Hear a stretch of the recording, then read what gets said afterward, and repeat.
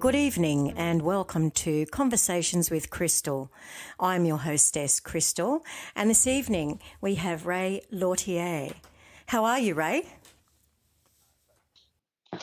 Very well, thank you, Crystal. That's good to hear, and you've had a busy day, Ray. Yeah, quite busy. Yeah, doing things that I normally I get a chance to just relax on Monday night, but been such a big day. Mm-hmm. It's been a late evening for me. So Yeah. but yes, here I am. Not been playing any music today at all? No, not with my hands. Just listening to some music. Well, that's good too, isn't it? That sure is. Yeah.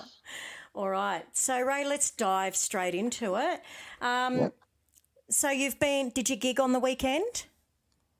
Let's see. Yes, we did gig on the weekend. It was we did it was a function for one of the volunteer fire units. Oh, that's fantastic. The fireys always need a bit of a hand and a. Yeah, well, it was with it. I figured, it's kind of time to give back. Yeah. These guys. It was a 75th anniversary of this particular unit. So Oh, wow. Yeah, it's quite a good night. Yeah. Yeah. Oh, that's really cool. Yeah. Okay. So, and that was with the band Crybabies, correct? Yes. Right. Yeah. Just while we're on that, have you got anything else going right now? Let's see, just working on a little bit of duo work with a good friend of mine, a bass player, and a Kiwi singer that everybody locally kind of knows, but it's been a privilege to work with this guy, and I asked him if he'd like to do a couple of gigs here and there, and he just said sure would, so I felt honoured, yes. Oh, so that's really cool. Got a few things lined up with him, yeah. That's really cool. I'll look forward to seeing those up as an event on Facebook, that's for sure.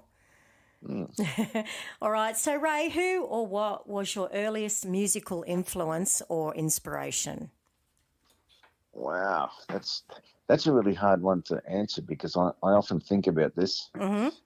There was no one really musical in my family. Like, I remember my older brother had a transistor radio that he would listen to every now and then. This is back in the early 60s, I suppose, when I was a little kid. Mm-hmm. But apart from that, there was no sort of music running around the house. So I don't really know where I got my musical influence from, but I do remember as a young, about 11 years old maybe, I was at a family function and there was this, what I thought was, this really old guy. he was probably only in his 40s or 50s, right? But Yeah. I thought, this guy's ancient. But he entertained the whole crowd of us just by playing some folk songs on his guitar and singing along. And I just thought, wow, how cool is that? Yeah. And I remember just asking him, how do you learn to do that?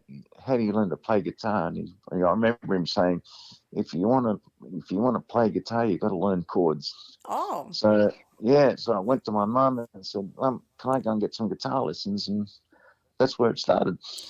And what was your first guitar?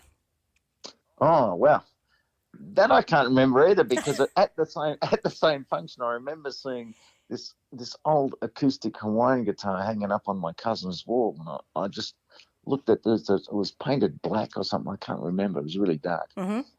And then I thought, oh, wow, that looks really cool. And then I can't remember either my auntie, like my cousin's mother, or my parents might have bought me this. I was just like, a real cheapy acoustic guitar, but I held this thing and I strummed it and strummed it and strummed it till the strings broke. Oh, and a love affair was born. Yeah, so it came from there. And then, but then a little bit later, I changed schools. And at my previous school, music wasn't an elective. Right. And so this is now, I'm like 12 or 13 years old. So I changed schools at that stage. And so music was an elective, but I'd already missed out on a year or two. And but I had such fun noodling on the piano and things with my music friends that I sort of really asked the music teacher if I could sort of take it up as an elective, and so she gave me some crash courses. Gave me like some crash lessons on all the theory that I'd missed out on in the previous year and a half, and that's where it comes from. So that's where my sort of musical, like, it wasn't something that I grew up with within the family or whatever. I don't know where it happened. I just liked it. Yeah. So how important do you think it is for a musician to know some theory? Because I have heard some musos say, oh, no, you don't need to know any of that. You just, need to know the chord shapes. Myself, I think it's extremely important. What is your thoughts? Well, I think you really limit yourself if you don't know theory. Like, I know a lot of music theory, but I can't sight read. So it depends on, like some people say, knowing music is to be able to sight read, but understanding a lot of music theory and why things happen and like how and why chords are constructed, and just the basic things I think is really important to know. Like, what's the distance from one note to another with the eight notes in a scale, in a major scale, and that's what formulates everything cycles around that. Once you understand that, then I found that part of it fairly easy for me, because it's almost mathematical. And playing guitar, everything's kind of geometric, and so once you know your intervals between notes in a scale, then it transposes easy, and there's not much more that you need to know theory-wise. Yeah. Unless you want to start sight reading, and that's where it gets tricky, and I think that's where a lot of people fall down and avoid learning anymore. Yes. Which is kind of where I went. Because it takes a lot of practice to sight read. So, well, lucky for me, I learnt that when I was quite young. So, oh, did you? Yeah. Well, I wish I did. Yes. Right? I wish I did, but I honestly believe that it's not a good thing to try and force feed kids to do it, because they just avoid doing it anyway. So, like. Yeah, you've got to have the passion for it already. You've got to want to do it. Yeah, you really got to want to do it. And, I really admire the people that have done that and then also have the ear for it and really go with it. You like it. And that talent stands out. Yeah, absolutely. So we've got... But having said that, I have heard some guitar players, and I've said, oh, man, what was that chord that you used in that song? Blah, blah, blah. I said, oh, God, don't ask me what the name of the chord was. And I was like, can you show me the shape that you use? Yeah, there it is there. I've got no idea what it is, but there's the shape. And so, yeah. and so that's someone who can really entertain, solo or with a band for, as long as you want. So yeah, I suppose. So we really have a lot to thank your music teacher at school for giving you the crash lessons and for definitely. I think Miss Molly Maguire, her name was. Oh, what a lovely! That'd be an Irish name, would it? Yeah, she would be. Yeah, she was only like, I don't know, like she was. I was probably 14, 15 when I first started getting, just turning 14 when I first started getting lessons from her. So I suppose she was probably in her, if I think back, late 20s. Yeah, probably. Most teachers were about that. But really active woman, like, she ran the little orchestra, how the school has a band and, there's a wind section and, string section. Yeah. And did she teach you piano or guitar? Did she do guitar lessons or piano? No, she didn't. No, she just gave me music theory lessons. But okay, yeah. I was able to see, so she showed me on the keyboard and that's where I probably learnt my theory, my intervals from, because understanding those semitones between each, the shorter step with the semitone, I thought, oh, that's a fret on the guitar. And then once you learn how to tune the guitar, then I think, oh, that was 2 and 1 the same. And I used to play a lot of piano, like chords, bass lines and chords. I knew it because I knew how to construct the chords just from the bit of theory that she taught me. Yeah, how good is that? Yeah. What about bands? What early bands did you like to listen to? Wow, yeah, okay. In the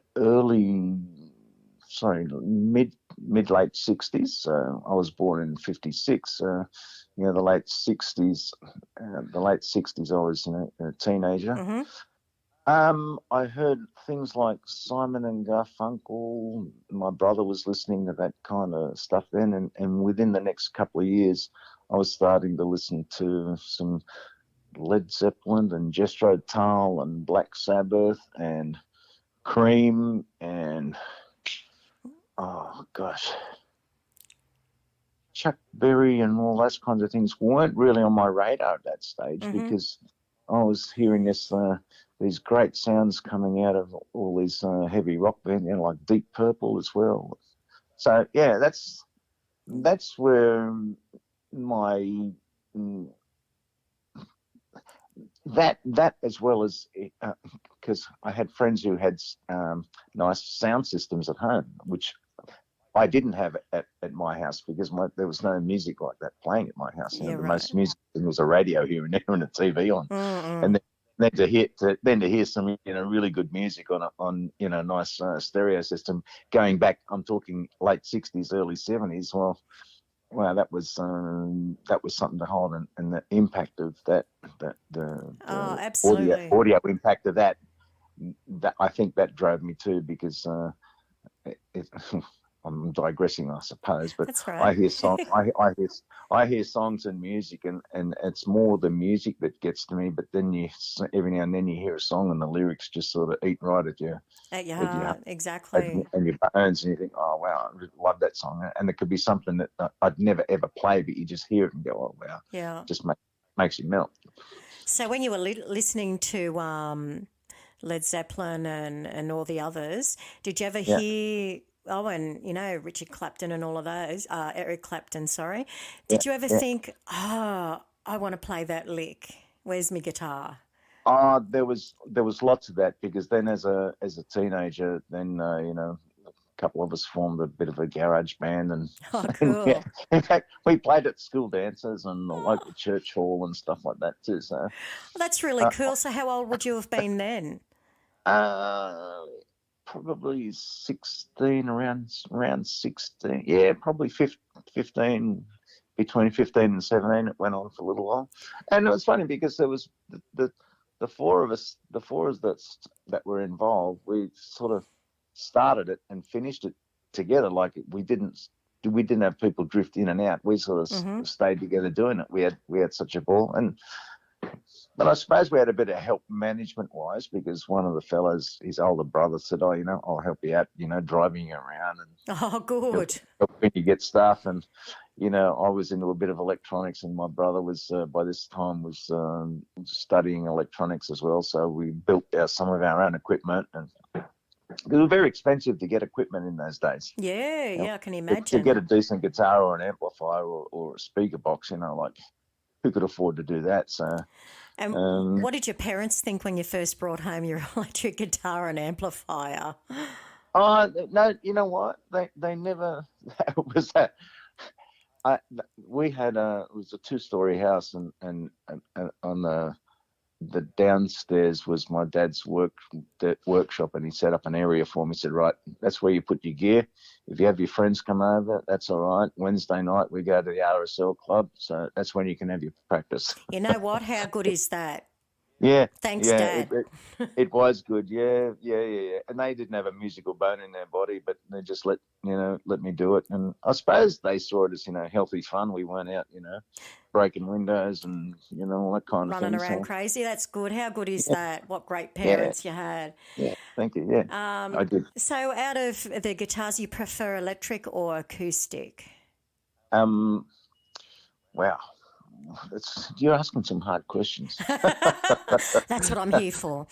Yeah, no, I suppose I've got to say electric, because I am very stimulated by the sound and vibration, so that drives me a lot. But I've got an acoustic guitar which I absolutely adore. So, and I found out today it's got a split. The bridge wood is split, so I've got to get that fixed. Oh, Oh, not happy Jan. No, I took it in. I said, "Oh, look, it just needs a bit of a service. Just Yep. get it tidied up, get the relief set." And he said, "Yep, yep, yep." Then he sent me a text with a photo. He says, "Do you know your bridge has got a little split in it?" I said, "Oh, Oh, no." Yeah, no. but yeah, that's But it'll come back as good as new, I'm it sure. will do. And this guitar, it's like I named it after my mother because after she passed away and all that, Oh, I said I bought that and I named it after her. So and that guitar will never leave my side. So oh, that's whatever it costs, beautiful. is what it costs. And so, what is it called? What's she called? Angela. Angela. Oh, that's Yeah, beautiful. yeah. I'm sure your mum would love that. Yeah. Well, Yeah. yeah. I love my mum too. Yes. That's beautiful. So, so your first band was a garage band you and some friends from school got into? Yeah, well, one of the fellows, I'm still in contact with him, but he's moved up to Port Macquarie. How good is And that? yeah.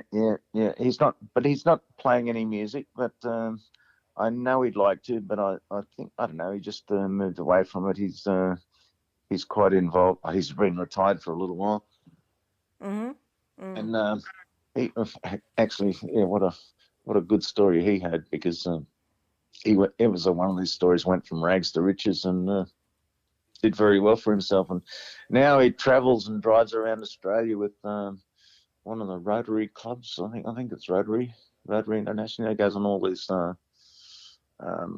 dirt bashes and stuff with these utes and things that they do. Oh, that's good. Good on him. Yeah, Good on yeah, him. good on him. All right. Yeah, Yeah. and we have our 53rd high school reunion coming up in November. Oh, do you? What school were you from, Ray?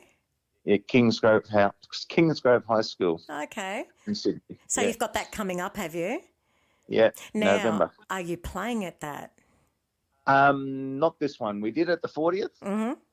but this one, I said, look, we're available if you want us, but I don't get to speak to it. I don't get to mix and mingle. So rather than play and not be able to socialise, I said, in fact, I don't know what the entertainment is, and I don't think there will be live music as such. Oh, that'd be a shame. A band is Well, always really and no, good. yes and no, because it's an event where everybody sort of catches up and it was funny. It was a pretty good school. There were some pretty tight bonds made through that school, and a lot of them still in contact with each other. So Oh, that's really good. Really yeah. good, really good. Hmm. I was just going to ask you a question. It's just slipped my mind. Don't you hate that? I'm sure I will come back to it. Okay. Yeah, it's because I talk too much. No, you don't. No, you Yeah, don't. it's funny. I've always got to ask my friends, do you want the long or short answer? Because Well, I reckon the long answer is the most interesting one. yeah, well, if you got time to listen. That's true. All right. So after that first band, where did you go from there? When that finished up, where Yep. did you go from there? Oh, okay. Well, from there, then I was married fairly early. I was married by the time I was 22. Mm-hmm. So from at that point, music wasn't a big part of my life because, with children and house, nesting, building a house and working hard and working on my career, music at that point really took a back seat. Yeah. Right. I still listen to a lot of music. Like I always had, something, records, Bob Marley and all sorts of things always playing. And the funny thing about that, because my wife at that point, she also played the piano. Oh, lovely. Yeah, so there was still music within the household, and I had a guitar, and we would sing, but there was no bands or Okay. that. It was just noodling with a few different songs here and there, and But at least you were still playing. yeah, At least you I didn't was give it still up. playing. Yeah, and then my eldest boy,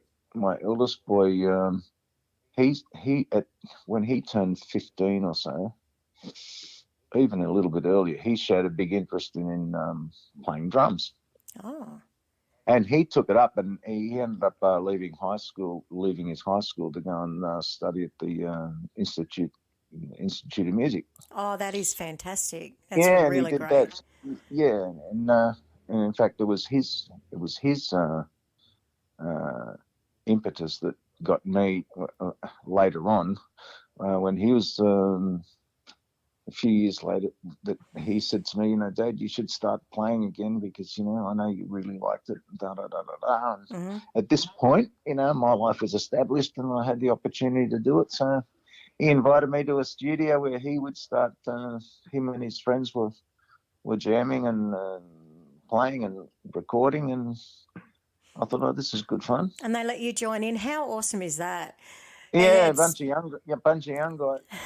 But then again, it was my turn, see, because these guys were, early. They didn't have a lot of income money to play with. They were still, a couple early years of uni and stuff like that. So it was my turn to then organise some equipment and do some sound work for them and get them a couple of gigs and all that. Yeah. Oh, that's great. And do they still gig today?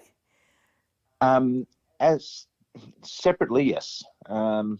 They get together every now and then and maybe record a couple of songs and put it out there. The boys that they're with, they mainly do, I suppose you'd describe their music as Latin hip hop. So it was really funky with a lot of beat, with quite a bit of Latin influence behind it. Nice.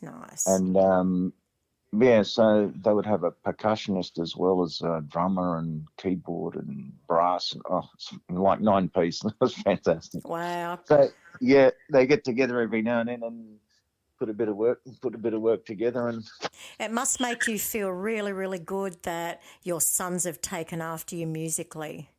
Oh yeah, well, and what's even better, because Chris being a drummer, every now and then they say, Chris, we need a drummer. You available Saturday night? He would drop anything. Too easy. Yeah, he would say, yeah, I'll do it. Oh, that's great. That's fantastic. And drummers are in short supply. They're like hen's teeth. A good drummer. A good drummer for sure. Yeah. For sure. And he has like just such a basic kit, like he's done that many gigs and he just said, I'm not carting all that stuff around. But no. you wouldn't know he's just probably tearing around with one cymbal and one tom and probably makes it sound like I don't know how many pieces a drum kit has. Yeah, like he's just, people just say, wow, where's this drummer from, Yeah. I'd beam up and say, That's great. So what genre of music is your favourite? Do you like a little bit of everything, or do you like, Aussie rock or? Okay. I know. Oh, wow. Okay, so at the moment I'm really enjoying a lot of blues music. And lovely. I went through the disco stage, the Michael Jackson and all that kind of, I like that. But mainly because I think, once again, it's because of the beat and the drive that the music's got, not so much, it certainly wasn't lyrics, but I went through, I like reggae. Yeah. I love to play reggae. Mm-hmm. And I've got quite a few Kiwi friends, and they play a lot of reggae. And when you hear these people, get together and just get together and a family do, someone will bring a guitar along, and someone else will bring a pair of drumsticks and hit against the table and start. I think, wow. Yeah, that stuff music is awesome. Make music out of nothing. Yeah, how good is that? Yeah. What strikes me about you, Ray, is that when I've seen you playing at a gig or on stage, you're always smiling, and I think he's really enjoying himself. Well, you know what? Thank you for saying that. But every now and then, because I take care of I usually take care of the audio equipment when we do a gig and stuff. Yeah. And if something's bugging me, it really tears at me, because I can't enjoy what I'm doing because I'm thinking, that thing's too loud, or I got to try and get down and where's that noise coming from, or who said that, or Yeah, but Yeah. thank you. It's and you know what? If you don't like it, if it doesn't make you happy, don't do it. Be it music or whatever. You know, if you're doing something that you could be an artist and you think if it's too much effort to get your paints out or do all that, then and you don't like it, then I don't know, you're doing the wrong thing. So if you don't like it, don't do it. Absolutely, but it's just such a serene look on your face. I've seen it and I've thought, Thank you. Oh wow, how thanks. wonderful is that? You Yeah, know? yeah. Well, I do love it, and yeah, even songs you don't like. Right, there are some songs that we play you don't really like, but you know, you've when you put a group of people together who have a common goal and it's all happening, like, you know, when four musicians play or four people, we're not we don't even class ourselves as musicians, because you know there's people who can really, like, you really lay it down, but when you have four people together that can all do the same thing and have that one sound come out at the other end, and you make people tap and dance and move, that's quite an amazing thing. Oh, it absolutely is. Seeing people enjoying themselves, Yeah. intoxicated or not. Oh, they don't get, well, yeah, they don't get too intoxicated. Every now and then you do, but Oh, no, it's not funny. you. I mean No, the no, people yeah, enjoying yeah, our music, the punters. yeah. Well, that's getting back to that other point that you just raised. Mm-hmm. When someone comes up to you and says, "Gosh, we haven't, you know, my husband hasn't danced like that, you know, for 25 years or 30 years or something like that," you think, wow, you actually motivated someone who was, you know, would normally just be sitting there and either, you know, either grunting or whatever, and then to get up and dance and boogie, and like, Yeah. how good is that? Like, you Oh, know, to think that you've actually motivated them, and they've felt good. free enough to do it, because Yeah. a lot of people, especially in their, I suppose, from their 50s onwards, they like, they don't go, oh, let's go out, you know, clubbing tonight, No. because there's almost not the facility to do that as such. But when, you know, they go, oh wow, listen to this band, these guys are, you know, having a lot of fun, and next thing you know, one or two people will get up and have a dance, and then, you know, everybody's into it. So Yeah, that is really good to see when that happens, especially when they come up and thank you and tell you that, yeah, they haven't done something for 20 or 30 years. yeah, that's a real bonus and really lifts you up, doesn't Yeah. it? Makes it all Oh, for sure. worthwhile. Yeah, for Apart sure. from getting paid, but it makes it Well, all worthwhile to yeah, know look, that you've you know, reached somebody, you know, or yeah, reached people. yeah, Yeah. yeah. For As us, it's a, what's that, self-funded hobby, yeah. pretty much how it turns. Yes. Yes. So, Ray, tell me a funny story from any gig or anything funny like in the music world that you've come across. Oh, well, just something that gets, like, so I said, I think I mentioned just a little earlier, I mostly take care of the audio production of a group. So rather than have it's very rare that we get someone who sits out in the audience to mix our sound. So I'm doing that myself, and so and it's I can't tell what the other band members are hearing. So, you know, I asked the drummer, you know, is everything, all the levels all right? Do you want anybody louder or quieter? Yep, no, I'm good.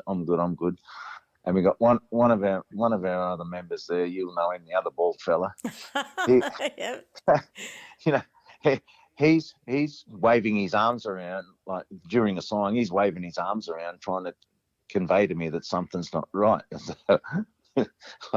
I just, after the show, whatever, I just say, listen, you know, forget the sign language, and during a song, don't tell me during a song what you want done. Wait till the end of the song and tell me, you know, if you can hear something too loud or you're not loud Yeah. enough, whatever. Yeah. But the fact that he waves his arms around and makes these funny things with his eyes, well, you know, people must think he's having fun with a song or something. But I know he's signaling to me. Yeah. Well, it's a bit hard to change it while you're playing guitar, Oh, isn't it? yeah, that's right. So I don't know how the hell he expects me to do anything, you know, while you're on the fly. Oh, well. But yeah, Grow another set of hands. yeah, another funny story though that comes to mind is, we were playing at a local pub one day, and there were these two toothless women. I shouldn't say this. They were toothless, and they'd been drinking a lot. And Good I old don't know what they girls. were. I don't know what they were fighting over, but it was like on for young and old between these two. And we were trying to play this. Do we stop? Do we whatever?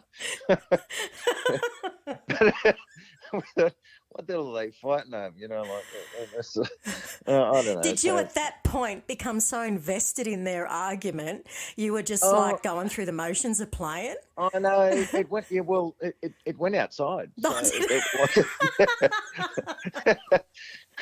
we're there playing. Yeah, like, do we stop? And then the security guys would come running across, but like they weren't hurting anybody else, but they were pulling each other's, clothes and hair and Oh, good Lord. yeah. That's so funny. That's so cool. That is so cool. All right, so your current band, as we said, are the Crybabies. Now, how long have you been involved with the group, or how long has the group been going? Well, it's got to be 7 or 8, probably longer. I've got to think about that. It was funny, yeah. Now the group's been the actual band as it was.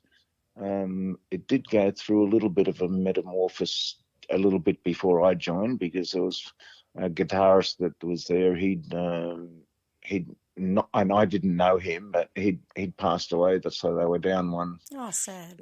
one member at that point, and they had a keyboard player as well, and drummers changed. There was I can't remember I remember the drummer then. But I joined them. I was doing they needed someone to do the sound for them at a gig, Mm-hmm. and they wanted it right because they had a video guy, and they wanted to try and record it as well, so to do a bit of a band promo. Mm-hmm. And so I was just on the side there, and at that point, there was only one singer there was only one vocalist in the band. Anyway, so I was operating the mixing desk at that point, and I had a microphone with me, and he's singing away in a song, and I gave him a little bit of backing vocals, and he looked around and thought, Who's that coming from? Where's that voice coming from? Where's that coming from? And then the invitation came to help out, and obviously they'd lost their guitarist fairly recently, and I was involved with another band as well at that point, but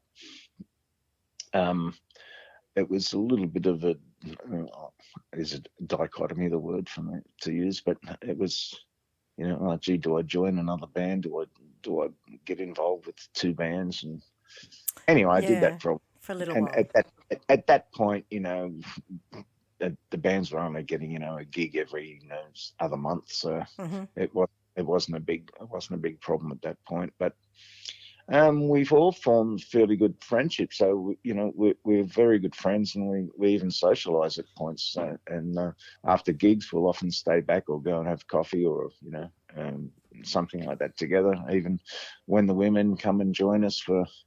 They don't come to all the gigs because sometimes they work on Fridays and Saturdays and whatever. But Mm-hmm. when we're all together, we'll have a good time, or we travel to a country gig. Yep.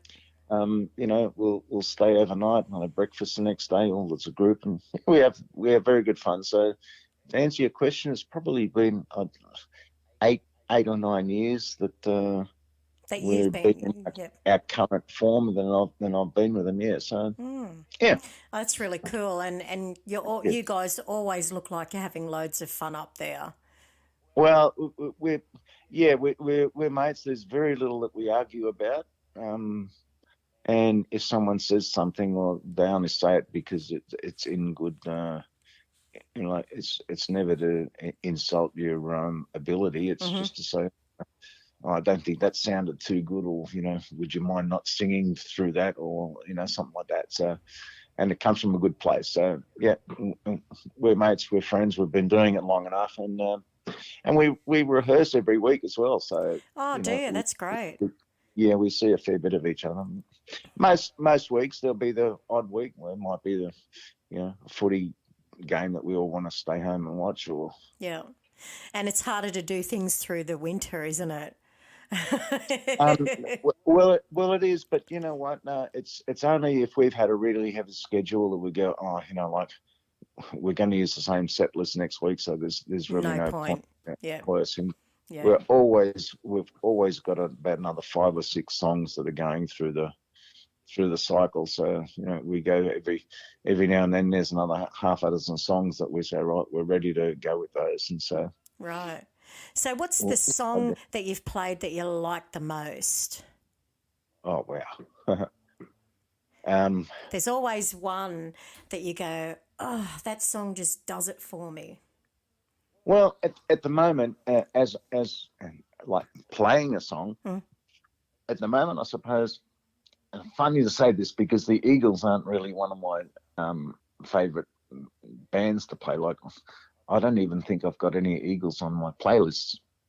But the song "Take It Easy," yep, I don't know, just I suppose because the whole song really gels. Yeah.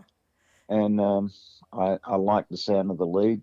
I play the lead in that song, and I like the way that sounds, and it all comes good. But then again, gosh, there's lots of favourite songs, so that's really hard. Yeah, it is, isn't it? It is. But you gave it a good go, so thank you. You asked me to name it. Wow, that was hard naming that. I would have never thought I would have said that, but you forced me. There you go. All right. So what's the best live act or best other band you've been to see in your time? Okay. Overseas artists would have been Carlos Santana. Oh, yeah. I saw him at Centennial Park. How good was that? Mm-hmm. And locally, there's a lot of good local people, but to make the two people that I would make an effort to go and see, and I'll just name one of them because I don't want to offend any of the others by not including them, because I'm sure there's a few that might hear this podcast, but I hope so. like to young I call him young Ray Beadle. Oh, yes.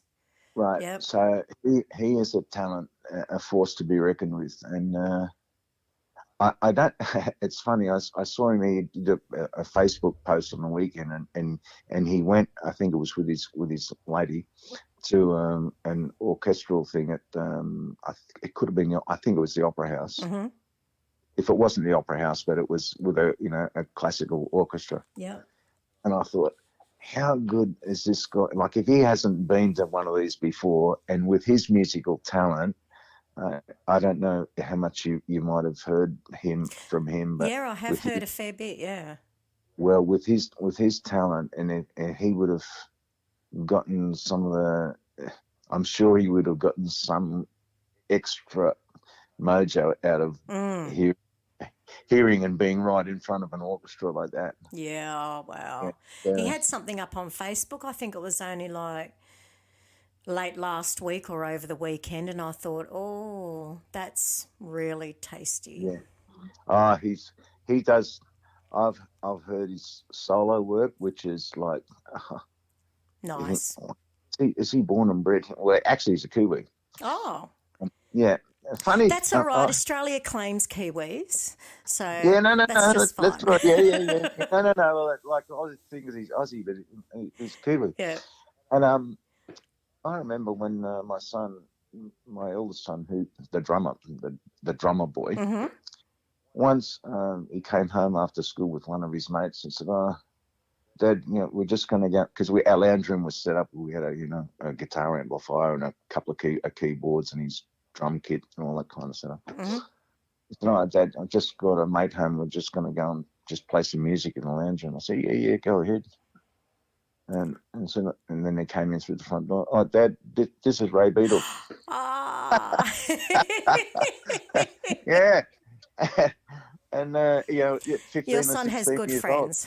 old. Yeah, at 15 or 16 years old. I mean, they not parted company, but they didn't socialise too much. Or but they people just, drift apart.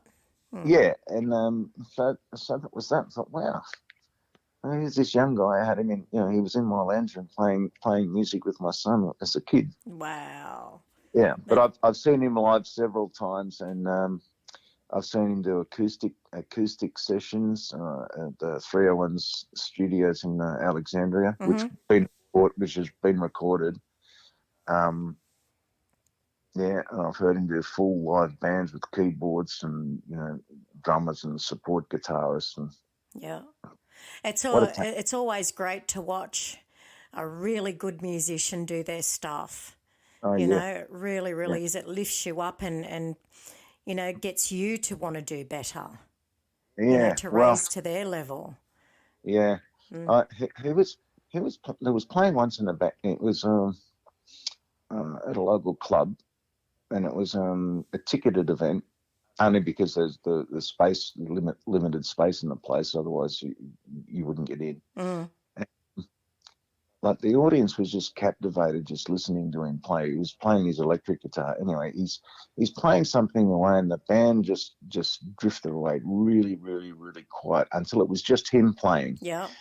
He was dropping his volume, dropping his volume, dropping his volume, dropping his volume, until that time it got that low. There was no amplification whatsoever. So he's just playing an electric guitar, just with the little tink, tink, tink sound that it makes. Yeah. The whole place was just dead quiet, listening to this tink, tink, tink as he was just fiddling, noodling, and then next thing he turned around to the band and brought it back in straight away. I'm like, what, he had everybody captivated, absolutely captivated. Absolutely. That's no talking, no nothing. They would just stop listening, and wow. That's a gift to be able to do that. A real gift. Like just a gift, and to connect with his audience. Yeah. That's something special. Something special. So, do you have any songs recorded, or have you recorded yourself playing or singing? And then you're going to embarrass me. No.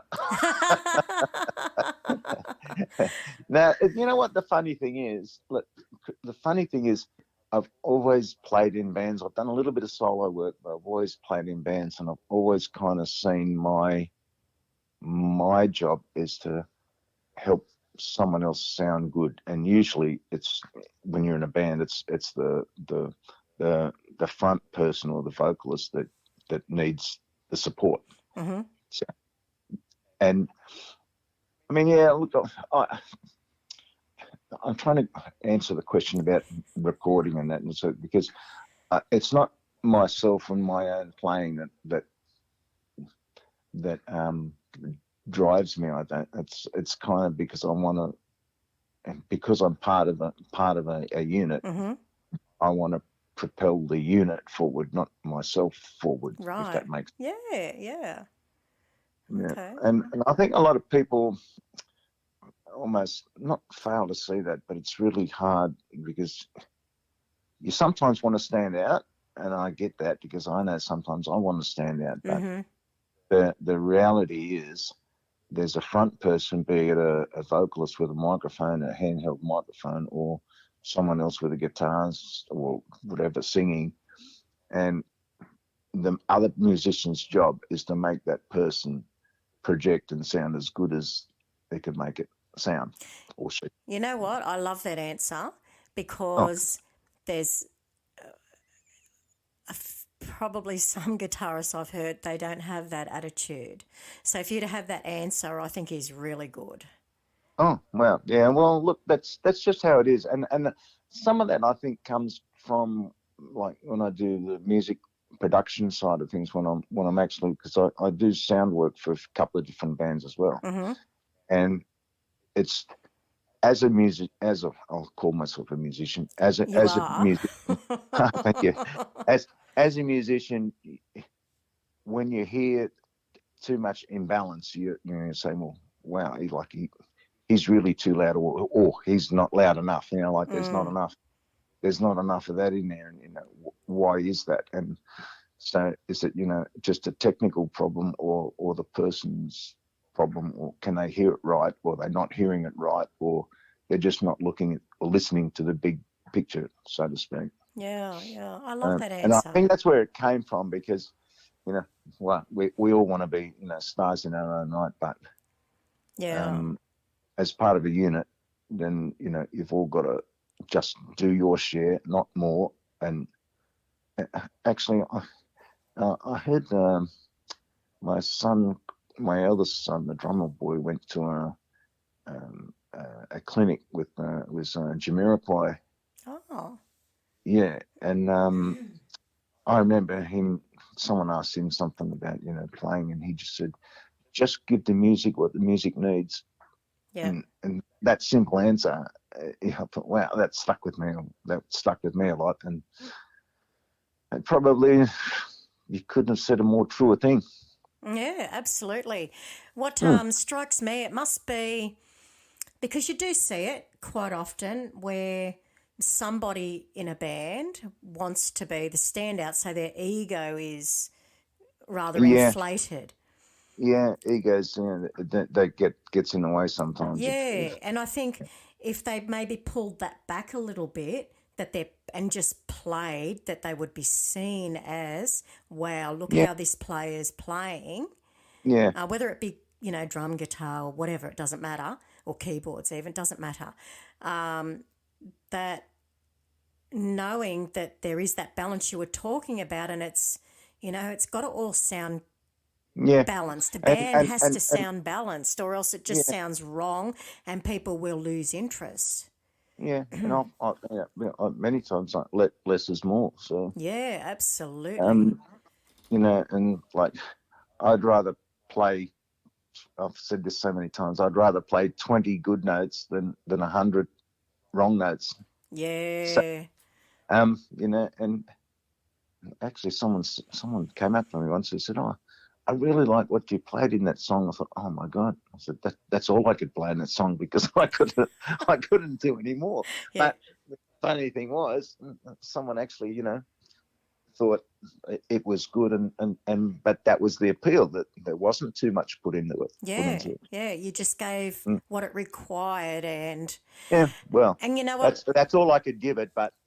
There must have been, because sometimes when you're on the fly like that, there must have been some thought into, okay, well, this is where I got to go with it, because, I only could, you can only play as much as what you can only apply as much as what you know. Yeah, and I think too, maybe what the audience hears without really knowing, it's not that, wow, you've done this great solo, even how short it is or how long it is, exactly. but it's the tone yeah. of you and your guitar that they're hearing, but they can't enunciate that.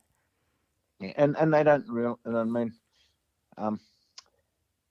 it's funny what you say about tone, because that's another whole subject again, because mainly guitarists will get so caught up with, I've got to get this tone because Stevie Ray Vaughan uses this. Yes, that's the other side of it, yes. There's so much of that. And the average punters don't want, they're not there to say, oh, gosh, he sounded so much like, blah, blah, blah. Yeah. But no, it doesn't need that. Even when you're playing your musicians. Mm-hmm. Yeah, it happens so quickly. The live music is so quick. I suppose sometimes, although yes, you can play like certain Beatles songs, for instance. You've got to have that jangly, semi-hollow body sound that the Gretsch guitars had. So with the Vox, just saying. Yeah, well, that's right. That's right, and I might say Ray Beatle uses Vox, his Vox AC 60, I think he uses. Wow. And he cranks it. I've got an AC 30 and you can't turn the bugger up past 1.5. He'll have it cranked. He just walks in and just turns it. He's probably the only guitarist you'll hear that no one tells him to turn it down because it's just so good. Oh, that's good. But he doesn't play it at that that hard volume throughout. But when he gives it to it, man, he really makes it sing, makes it earn its dollar that it cost him. Make sure you got your hair tied back. Yes. So what's coming up next for you musically? What gigs have you got coming up, or you personally? Because I remember you said something just before about, or earlier, excuse me, about starting a duo up. So when are you getting that going? Where are you playing at? What are the Crybabies got going on? Okay, well, Crybabies, we love doing the country gigs. So as soon as we get an opportunity, we've got Lithgow, Bathurst coming up, Port Kembla, Wollongong. We've been up to Newcastle.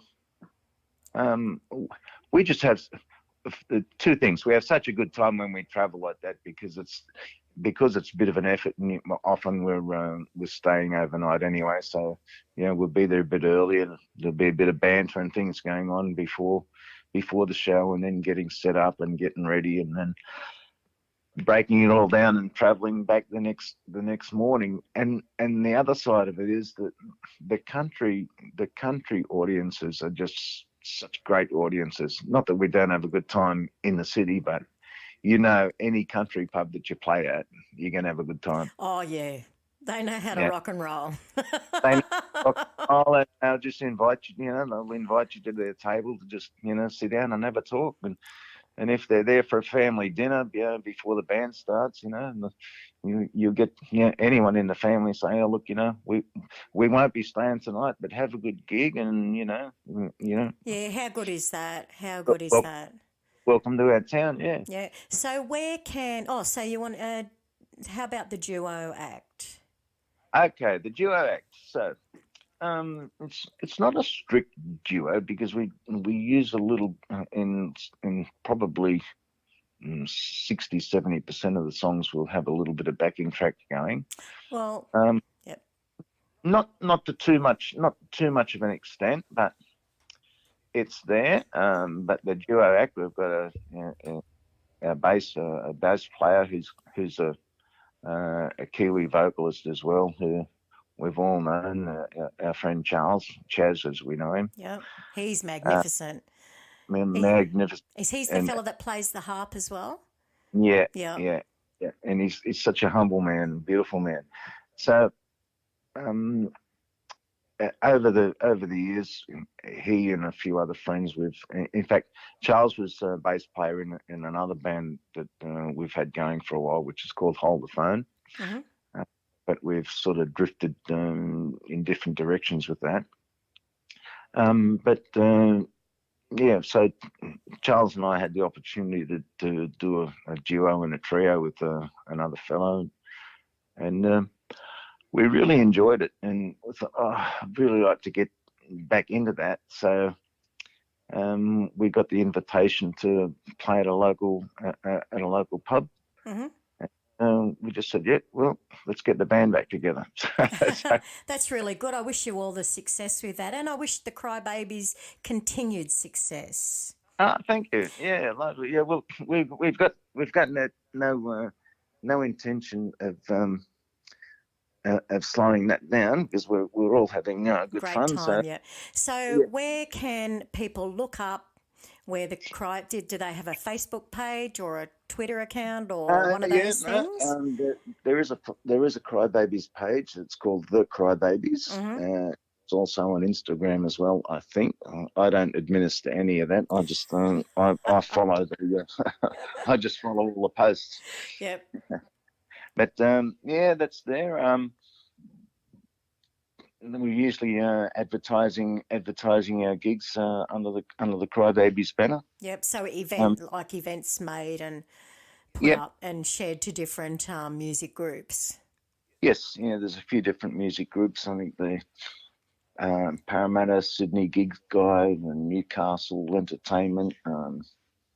There's a lot of them now. So people, if you want to see the Crybabies, Look them up on Yeah. Facebook. They'll be Look us playing. up. They'll be Yeah. playing at a pub near you soon, I'm sure. And you Yes. guys also do private gigs? We've done quite a few private gigs. Yeah, we get asked. We've done 50. We even did a 40th birthday party. Would you believe? Nice. We got asked. They said, "You sure you want us to play at a 40th?" And I said, "Yep. That's exactly the music because we like to hear because our genre of music probably doesn't extend much closer to the 2000s than maybe the 1990s. Yeah. So most of it, will come out of the 70s, 80s, and a little bit of the 90s. Yeah. Golden age. Yes, great age. It's funny, but I don't mind. There's a lot of modern music I do like, but I myself don't listen to modern music. I prefer the earlier music, like the blues music, which we both love. And you know what? Couldn't you just listen to that all day long and play it all day long? Well, I do listen to it all day long. Oh, excellent. when I've got it on. Yeah. That'll range from Australian to American, and it's funny you hear some Swedish bands, blues bands playing too. You think, Oh, wow, truly. yeah, Truly. It's all over the world. Yeah. I got a young Brazilian fellow working with me. He's just hired labour. We were just having a casual conversation.